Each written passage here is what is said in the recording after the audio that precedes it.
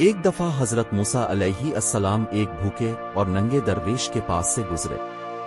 اس نے آپ علیہ السلام کو دیکھ کر عرض کیا، حضرت دعا کریں کہ اللہ تعالیٰ مجھے خوشحال کر دے۔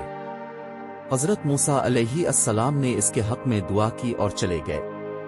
کچھ عرصے بعد اب پھر اسی جگہ سے گزرے، دیکھتے کیا ہیں کہ درویش کو سپاہیوں نے گرفتار کر رکھا ہے اور اس کے گرد لوگوں کا ہجوم ہے۔